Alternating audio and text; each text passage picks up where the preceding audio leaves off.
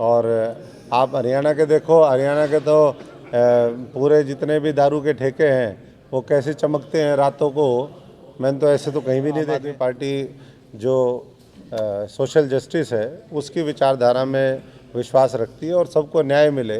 दलित, शोषित, पिछड़ा जो भी हकदार है, महिलाएं हों, उनको हम मुख्य धारा में और आगे लेकर के जाएं और उसके अनुरूप नीतियाँ बनाने। मस्ती, ये किसी ने कहा हमें, बोले माल्टा मस्ती सबसे सस्ती, उजाड़ दी जिसने हरियाणा की बस्ती। अभी हमारे झांसी के पत्रकार, छायाकार साथियों का बहुत बहुत स्वागत। यहाँ पर मंच पर बैठे आम आदमी पार्टी के सभी वरिष्ठ नेतागण, आप जैसा जानते हैं कि हरियाणा के अंदर आम आदमी पार्टी की बदलाव यात्रा पिछले 8 दिनों से जारी है। आज 8वां दिन है बदलाव यात्रा का और सिरसा से शुरू हुई ये यात्रा भवानी खेड़ा होते हुए तोशाम होते हुए आज लोहारू में प्रवेश करेगी और करीबन अभी तक हमने 650-700 किलोमीटर की दूरी तय करी है।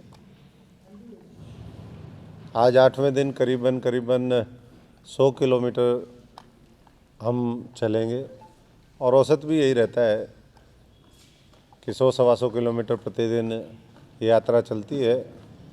यात्रा गांव, कस्बे, शहर, जहाँ भी जिस तरीके का साथियों की तैयारी होती है, कभी पैदल चलते हैं, कभी रिक्शा पे चलते हैं, कभी बुग्गी पे चलते हैं, कभी घोड़ा गाड़ी, जैसा भी हो सकता है वैसा हमारी ये यात्रा पहुँचती है।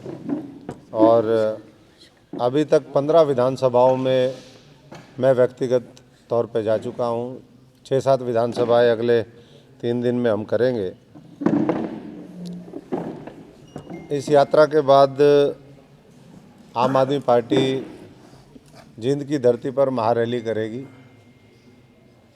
मैं पूरी जिम्मेदारी के साथ ये कह सकता हूँ कि जो रिस्पॉन्स आम आदमी पार्टी की इस यात्रा को मिल रहा है और जिस तरीके से ज़मीनी स्तर पर आम आदमी पार्टी काम कर रही है, चाहे वो आम आदमी पार्टी किन मुद्दों को लेकर के, किन सिद्धांतों को लेकर के, कैसी हमारी नीतियां है, क्या विचारधारा है और क्या हमारे कार्यक्रम होंगे, उनको लेकर के जब हम चर्चा करते हैं तो गरीब किसान, मजदूर आज बिजली के भारी बिलों से तंग है। किसान को उसकी फसल का ना मूल्य मिलता है, ना वो अगर फसल डैमेज हो जाती है ना मुआवजा मिलता है। नौजवानों को रोज़गार नहीं है, स्कूलों की बदहाली है, अस्पताल मुझे बताने की आवश्यकता नहीं कि किस तरीके के अस्पताल और क्या हालात आज स्वास्थ्य सेवाओं की है। 2-3 दिन से हमने पूरा एक अभियान शुरू किया इस यात्रा के दौरान। जहाँ भी गंदगी है हरियाणा में उसको हमने एक्सपोज करने का काम किया और मैं बधाई देता हूँ हमारे आम आदमी पार्टी के सभी साथियों को जिन्होंने अपने अपने स्तर पर जो हरियाणा के अंदर जिस तरीके से शहर, कस्बे, गांव में प्लास्टिक का प्रचलन है, प्लास्टिक के ढेर लगे हुए हैं, गंदगी के ढेर लगे हुए हैं, उनके खिलाफ जिस तरीके से उन्होंने अभियान छेड़ा, आज उसी का नतीजा है। पहले भी हमने इस पे एक कैंपेन चलाया था, सेल्फी विद गार्बेज, और उस समय उसका भी बहुत असर होता था। अभी हमने जो ये पूरा अभियान चलाया उसका असर ये है कि कल से मैं देख रहा हूँ, चाहे वो मुख्यमंत्री जी हों, उनके मंत्री हों, वो भी सफाई की बात करने लगे। अब उनको लगा भाई अगर पूरा हरियाणा झाड़ू उठा लेगा तो बहुत दिक्कत में आ जाएगा मामला, तो थोड़ा थोड़ा कार्रवाई शुरू हुई है और जो मैं समझता हूँ कि अच्छी बात है। वर्तमान सरकार अगर सफाई में लगती है, लोगों को साफ़ सुथरा वातावरण देती है, साफ़ सुथरी राजनीति देती है, तो ये अच्छा है हमारे प्रदेश के लिए, हमारे देश के लिए। और बाकी नशा कितना है मुझे बताने की आवश्यकता नहीं है। नशे के मुद्दे को भी हम जनता के बीच में लेकर के जा रहे हैं, क्योंकि पूरा अगर हरियाणा आज देखें तो उसमें से 70-80% हरियाणा आज पूरी तरीके से नशे की चपेट में है। नशा चाहे वो जहरीली शराब पीछे आपने देखा, और उसमें जितनी भी आम आदमी पार्टी के अलावा पार्टियां हैं वो सब लोग नशे के इसमें शामिल पाई गई, मिलकर के कारोबार करते हैं और इसीलिए नशा माफिया इस हरियाणा के अंदर हावी है। चाहे वो जहरीली शराब बेचने वाले हों, चाहे चिट्टे का कारोबार करते हों, चाहे दवाइयों के नशे की बात करें। और सत्ता के नशे में चूर जो गठबंधन सरकार है, कहीं ना कहीं वो नशे के कारोबार को आगे बढ़ा रही है, ये लोगों का मानना है। और इसलिए लोग ये मानते हैं कि जैसे पंजाब में उड़ता पंजाब था, आज उसको बदल करके पंजाब में नशे के ऊपर रोक लगाई है, वैसे ही भविष्य में आम आदमी पार्टी हरियाणा में भी नशे के कारोबार को ख़त्म करेगी। माल्टा मस्ती, ये किसी ने कहा हमें, बोले माल्टा मस्ती सबसे सस्ती, उजाड़ दी जिसने हरियाणा की बस्ती।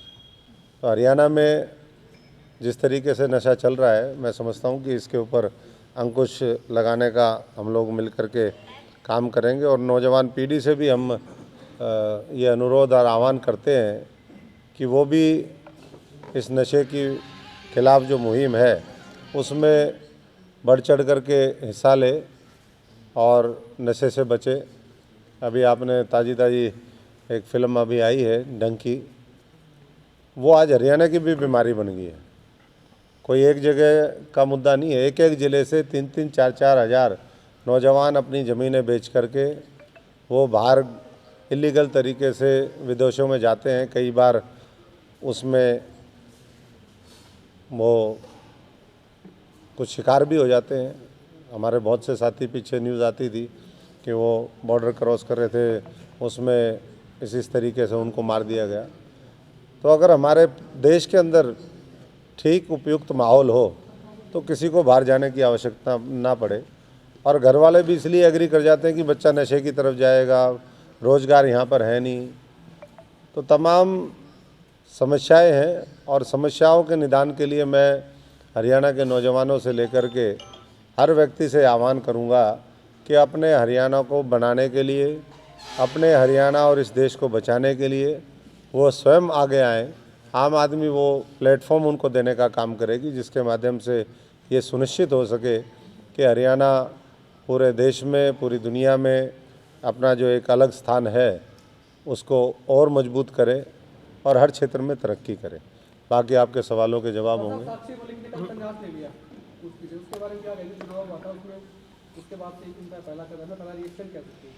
देखिए, आज से 2 साल पहले जब पहली बार उन्होंने ये बात रखी तो जो केंद्र सरकार है उसने आश्वासन दिया, उनके कुछ मंत्रियों से वो मिले, उन्होंने कहा कि कार्रवाई होगी। जब कार्रवाई नहीं हुई तो उन्होंने फिर धरना भी दिया, वो धरना चला। और पिछले साल हमने देखा किस तरीके से वहाँ पर पार्लियामेंट पे उनको घसीट कर पीटा गया, कैसे उनके कैरेक्टर असैसिनेशन किया गया। और आज जब वही लोग जो पहले यौन शोषण के मामलों में थे, जो एक पूरा ये नेक्सस होता है, कोई एक इसमें व्यक्ति नहीं है, वही नेक्सस दोबारा हावी जब होता हुआ दिखा तो न्याय की उम्मीद जब उन्होंने खो दी तो खिलाड़ियों ने प्रतीकात्मक ये बात रखी कि भाई अब हम कुश्ती नहीं खेलेंगे। तो बहुत ही दुर्भाग्यपूर्ण है कि हरियाणा से लेकर के ये सब जगह इस तरीके का मामला वो देखने को मिलता है। और हमारे प्रदेश में भी खुद ऐसे मंत्री बैठे हुए हैं जिनको खुद सरकार बचाने में लगी हुई है। तो किस तरीके से जो महिला हमारे खिलाड़ी हैं या जो और दूसरी महिलाएं हैं जो प्रताड़ित हैं, वो कैसे उनको न्याय मिलेगा। बाकी हम भी व्यक्तिगत तौर पे बात करेंगे कि देश की हरियाणा की बेटी है जिन्होंने इस देश को गौरवान्वित करने का काम किया, तो वो अपने फैसले पर पुनर्विचार जरूर करें और मिल कर के लड़ाई लड़ेंगे। जिस तरह से आप बदलाव यात्रा से कितने बदलाव की उम्मीद रखते हैं? बदलाव यात्रा से व्यवस्था में आमूलचूल परिवर्तन हो। और जो आज़ादी से लेकर के आज तक पार्टियां कहती रही कि हम ये करेंगे वो करेंगे, लेकिन आखिरी में साबित क्या हुआ? आखिरी में साबित हुआ कि भाई झूठों की गारंटी है, जुमलों की गारंटी है, पर कुछ देने की कोई गारंटी नहीं। अभी राजस्थान में कहा था 450 का सिलेंडर देंगे, लेकिन सिलेंडर तो कहीं 450 का अभी पार्लियामेंट में किसी सांसद ने सवाल पूछा तो जवाब आ गया कि भाई हम लोग सिलेंडर देने वाले नहीं है 450 में। तो इसी तरीके से है मामला। सर केजरीवाल जी हरियाणा से बिलोंग करते हैं, उसके बाद भी आम आदमी पार्टी हरियाणा में संघर्ष कर रही है अपने राजनीतिक वजूद को बचाने के लिए। नहीं, देखिए, संघर्ष तो करना ही पड़ता है, हर व्यक्ति को करना पड़ता है, हर पार्टी को करना पड़ता है। बिना संघर्ष के तो कुछ मिलना भी नहीं चाहिए किसी को। बाकी अब हरियाणा की जो परिस्थितियां है राजनीतिक, वो अनुकूल है, क्योंकि सबको मौका दे लिया। कांग्रेस लंबे समय तक रही हरियाणा बनने के बाद, उसके बाद INLD को मौका मिला, बीजेपी को भी मौका मिल गया, जेजेपी को भी मौका मिल गया। आम आदमी पार्टी ऐसी है जिसको हरियाणा अब चाहता है कि हम दिल्ली और पंजाब का जो विकास मॉडल है वो अपने हरियाणा में भी लेकर के आएँ। और नया नेतृत्व चाहता है, पुराने वही वंशवाद को बढ़ावा देने वाले पीढ़ी दर पीढ़ी जो आगे लाते हैं नए नौजवानों को, या जो दूसरे लोग हैं जिन्होंने संघर्ष किया है अलग अलग फील्ड में, तो उनको प्लेटफॉर्म आम आदमी पार्टी ने जैसे दिल्ली में दिया, पंजाब में दिया। और जो लंबे समय से सत्ता पर काबिज थे और कुछ कर नहीं पाए, उनको हटा करके आम आदमी वहाँ पर बैठी है और अच्छा काम कर रही है। वो यहाँ भी चाहते हैं लोग। सर, आप जो चुनाव जो लड़ रहे हैं तो पार्टी गठबंधन से बैनर के नीचे लड़ेंगे या अकेले बदलाव चाहते हैं जो आप यात्रा है? नहीं, देखिए, अभी तो लोकसभा का चुनाव है और लोकसभा चुनाव में इंडिया गठबंधन की बात वो चल रही है। और हमें उम्मीद है कि देश हित में जो गैर NDA घटक दल हैं सारे एक साथ मिल कर के आएंगे। और अगर वो साथ मिल कर के आते हैं तो इतना तो हमें पूरा यकीन है कि ये जो 4-5 राज्य हैं जहाँ पर आम आदमी पार्टी भी मजबूत स्थिति में है, जहाँ सरकारें हैं, दिल्ली हो, पंजाब हो, हरियाणा है, चंडीगढ़ है, इसमें इंडिया गठबंधन के एक तरफा चुनाव के नतीजे रहेंगे। और बाकी मीटिंगें हो रही हैं। प्रदेश के अंदर चुनाव में क्या रहेगा जी? कांग्रेस के साथ समझौता करेंगे या नहीं, वो तो बहुत स्पष्ट है कि विधानसभा चुनाव में 90 की 90 सीटें आम आदमी पार्टी लड़ेगी और उसी के अनुरूप हम तैयारी कर रहे हैं। और बाकी सिर्फ लोकसभा चुनाव तक रहेगा? सिर्फ लोकसभा तक है। और हमने इस बात स्टेटों में अलग अलग है? स्टेटों में तो अलग अलग है। देखिए, बिना खर्ची पर्ची पे अगर वो कह रहे हैं तो उसके भी बहुत से प्रमाण ऐसे आए हैं जिसमें पैसे पकड़े गए। HPSC के जो मेंबर हैं, चेयरमैन हैं, HSSC के हैं। क्या वो कहते हैं कि भी हमने तो पकड़े हैं, पहले वाले पकड़ते भी नहीं थे। नहीं, पहले वाले पकड़े तो वो तो पकड़े गए, पकड़े नहीं है। कैसे क्या वो लीक हुआ मामला, तो वो तो परिस्थितियाँ उस तरीके की बनी कि उनको एक पकड़ना पड़ा और कबूल करना पड़ा।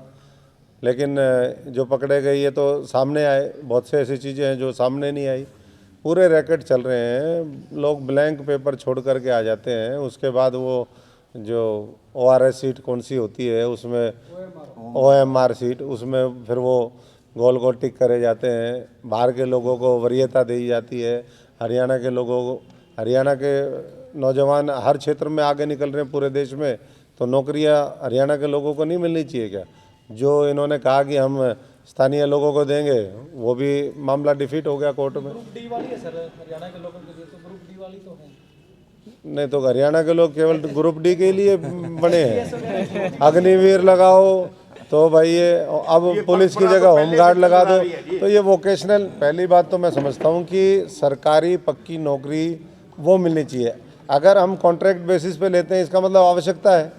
जो कॉन्ट्रैक्ट बेसिस पे हम उसको पक्का क्यों नहीं करते? आज सफाई कर्मचारी से लेकर के आज बदहाली क्यों है? जो गवर्नमेंट मशीनरी है वो फेल क्यों हो रही है? क्योंकि जिम्मेदारी और जवाबदेही नहीं है। ठेका प्रथा चल रही है, उसमें पैसे खाए जा रहे हैं।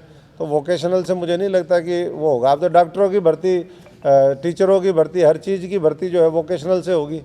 तो फिर कहाँ इंसेंटिव रहेगा? फिर क्यों करोड़ों रुपए लगा करके लोग बड़ी बड़ी डिग्रियां लेकर के आते हैं? क्यों इतने अच्छे अच्छे इंस्टीट्यूशन से पढ़ते हैं? और दूसरी तरफ अभाव है। ऐसा नहीं कि ज़बरदस्ती भरना है। 10,000 डॉक्टर हरियाणा के अंदर चाहिए, लाखों टीचर चाहिए।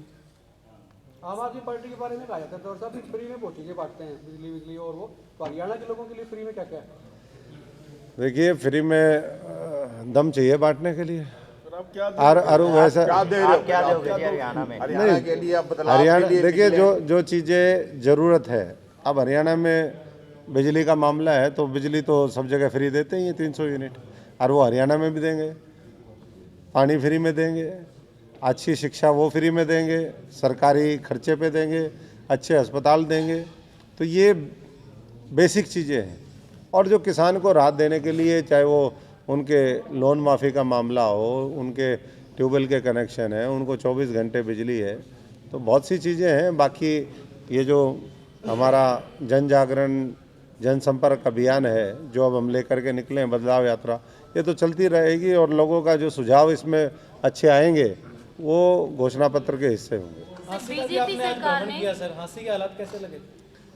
मैं तो पूरा हाँसी से आना जाना मेरा तो जब भी होता है तो हाँसी तो अब थोड़ा सा बाईपास बन गया तो थोड़ा सा अंदर कम होता है, लेकिन हाँसी की स्थिति तो सबको पता है, कितनी गंदगी है चारों तरफ। मैं समझता हूँ कि मैंने कल सुझाव भी दिया था, और क्योंकि हाँसी हिसार ज़िले का हिस्सा है, वैसे तो अलग ज़िला बनाने की मांग है, लेकिन उसमें निराशा ही सरकार से आप लोगों को हाथ लगी है। पर हम विश्वास दिलाते हैं कि भविष्य में, क्योंकि ये हिसार बहुत बड़ा ज़िला है और इसके अंदर संभावना है कि अलग से इस ज़िले को बनाया जा सके। लेकिन कल मैंने सुझाव दिया था, जो शहरी निकाय मंत्री हैं, लोकल बॉडीज़ मिनिस्टर हैं, कि वो वैसे तो हम इस चीज़ के विरोध में है कि भाई बाहर जा कर के आप विदेशों में घूमो और कुछ सीख के ना आओ, आकर के और बदहाली कर दो। आप और गलत चीज़ें तो सीख के आते हो, अच्छी जो चीज़ें हैं विदेश से वो सीख के नहीं आते। लेकिन फिर भी एक बार राउंड मार के आओ और देख के आओ कि विदेशों में किस तरीके से सड़कें बनाई जाती हैं, उनकी गुणवत्ता किस तरीके से होती है। ऐसा तो नहीं कि वो मिट्टी पे नहीं बने हुए, वो भी वहाँ भी मिट्टी है, लेकिन उन्होंने मिट्टी को कवर करते हैं, साथ में फुटपाथ बनाते हैं, घास लगाते हैं, प्रॉपर तरीके से सिस्टम होता है। तो हमारे यहाँ तो धूल मट्टी इतनी है, चारों तरफ आवारा पशु हैं और जगह जगह जो है कूड़े के ढेर हैं। अगर कोई बाहर से आता है तो उसको लगता है कि एक बार तो भाई मैं नरक का दरवाज़ा खटखटा करके नरक में प्रवेश कर चुका हूँ। तो ये जो नरक से स्वर्ग की अनुभूति है वो 2024 में आम आदमी पार्टी करवाएगी। सर, बीजेपी सरकार ने राजस्थान में हर पोस्ट के ऊपर पंडित को रखा है, तो क्या आम आदमी पार्टी की बात करें वो भी ये मानती है कि बहुजनों में पात्रता नहीं है? नहीं, कौन सी पोस्ट पे पंडितों का रखा है? हर पोस्ट पे सर, चाहे उसमें डीसीपी की बात करें, बीजेपी सरकार ने जब राजस्थान में चुनाव लड़ा है और उसमें जीत हासिल की है तो हर पोस्ट के ऊपर पंडित को रखा गया है।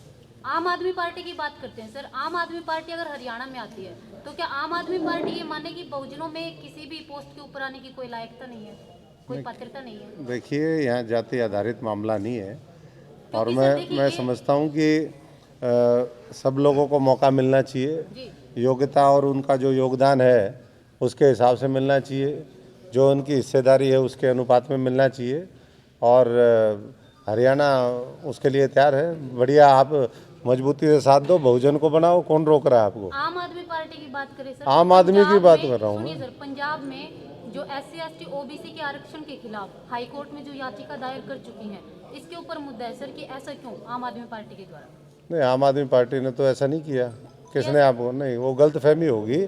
उसमें कोई व्यक्ति विशेष अगर कोई बात करता है, वो पार्टी का कोई निर्णय नहीं होता।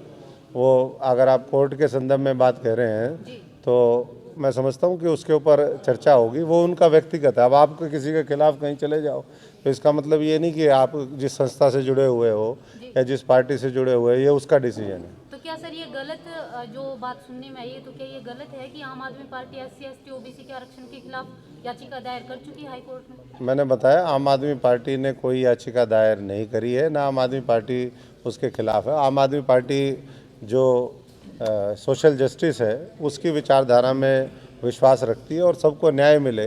दलित, शोषित, पिछड़ा जो भी हकदार है, महिलाएं हों, उनको हम मुख्य धारा में और आगे लेकर के जाएं और उसके अनुरूप नीतियाँ बनाने में लगी हुई है। सर, नशे पे बात कर रहे थे आप, दिल्ली में भी सर एक के साथ एक फ्री देते हैं। नहीं, कोई फ्री नहीं है, फ्री फ्री सब बंद है।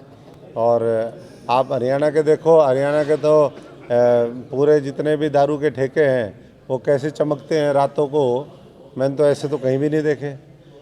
तो नशे के खिलाफ तो आम आदमी पार्टी है। और उसके साथ साथ ये तो जो नशे वाला मामला है ये व्यक्तिगत है, जिसको नहीं पीनी वो छोड़ भी सकता है, लेकिन सरकारी संरक्षण में जहरीली शराब बटे, चिट्टा बटे, दवाइयों के माध्यम से नशा हो, ये मैं समझता हूँ कि गलत है। पंजाब में कितना इसका असर हुआ है किस चीज़ का सर? नशा का? नशा बहुत, नशा वहीं से पैदा चला है। नहीं नशा तो अभी भी कई बार ये बोल देते हैं कि पंजाब से नशा आ रहा है। नशा तो राजस्थान के रास्ते आता है, गंगानगर और ये बॉर्डर से आता है, दूसरे बॉर्डर और हैं। अब तो वहाँ पर बीजेपी की सरकार होगी तो अब रोके ना उसको, नशे को। पंजाब ने तो पूरी मुहिम छेड़ी हुई है नशे के खिलाफ, और अगर कोई भी ऐसा संज्ञान में आप लोग लेकर के आएंगे तो हम बात करेंगे। हम पंजाब से नशा पूरी तरीके से समाप्त करने के लिए और पंजाब से नशा कहीं और ना जाए उसके लिए प्रतिबद्ध है। सर राजस्थान में सरकार बीजेपी की बन गई सर, हरियाणा में बीजेपी की है, तो बीजेपी के इस मनोबल से कैसे लड़ने की क्या रणनीतियां बना रहे हैं? तो फिर बीजेपी और कांग्रेस हमारे मनोबल से कैसे वो रहेगी? हमारे एक तरफ पंजाब में हमारी सरकार है, दूसरी तरफ दिल्ली में, तो हम भी दो तरफ से हम भी घेरे हुए हैं। देखेंगे, आम आदमी पार्टी प्रवेश कर चुकी है और आम आदमी पार्टी का जो नहीं टक्कर नहीं है, साफ कर देंगे। हाँ, पूरी तरीके से साफ करेंगे। और कार्यशैली बहुत अच्छी है, अनुशासनहीनता नहीं है, गुटबाजी नहीं है, लोग समर्पित भाव से लगे हुए हैं, एक दूसरे के प्रति त्याग की भावना है, और यही मैं समझता हूँ कि संगठन की ताकत होती है। और अगर इसके विपरीत होता है तो जैसे कांग्रेस में 2014 में साफ हो गए, 2019 में साफ हो गए और 24 में सफाई की खुद ही तैयारी कर रहे हैं। तो सर कभी कांग्रेस को छोड़ने का मलाल होता है? न, मैं तो खुश हूँ। मैं कहता हूँ मेरे जैसे आदमी को डिजर्व ही नहीं करती कांग्रेस। वो इसलिए नहीं करती, उनको मेहनत करने वाले सच्चे ईमानदार लोगों की आवश्यकता ही नहीं है। उनको तो लुटेरे चाहिए, उनको जो नेगेटिव ब्लैकमेलर भाजपा से साठ गांठ कर ले वैसे लोगों की आवश्यकता है। वो पड़े हैं वहाँ आप टीएमसी में भी गए थे, वहाँ क्या देखा? और इसमें देखिए, टीएमसी में तो 6 महीने उन लोगों ने काम ही शुरू नहीं कर पाए। वो बाकी देखा तो काम, टीएमसी भी मजबूत पार्टी है, उन्होंने भी मजबूती से वहाँ पर सफाया किया, इतना उस समय ताकत लगी, लेकिन उसके बावजूद भी वो वहाँ पर लगे रहे। तो बाकी हम लोगों के स्थानीय साथी हैं, कोई भी बाहर से आकर के कुछ नहीं कर सकता जब तक हम खुद काम नहीं करेंगे। तो मैं तो सबसे यही कहूँगा कि अपना अपना गांव, अपना वार्ड, अपना इलाका वो मजबूती से पकड़ के रखें और समर्पण भाव से हरियाणा के बारे में सोचें, अपने देश के बारे में सोचें। व्यक्तिगत महत्वाकांक्षाओं के बारे में सोचेंगे तो निराशा हाथ लगेगी। धन्यवाद। पूछ रहे थे कुछ आप? पूछ लो। संसद भवन के मामले पे पूछ रहा। संसद भवन में जो नौजवान गए, राष्ट्रपति जी की मजाक खिल्ली उड़ाई गई है, उसके बारे में आप क्या कहना हैं? देखिए, जो भी जिम्मेदार पद पर हैं उनको सोचना चाहिए कि वो किस तरीके का व्यवहार करते हैं। और बाकी कोई पार्टी कम नहीं है। बीजेपी को मौका मिलता है तो वो उपहास और अटैक करने में कसर नहीं छोड़ती। वही मनमोहन सिंह के ऊपर भी अटैक करते थे, औरों के ऊपर भी अटैक करते थे।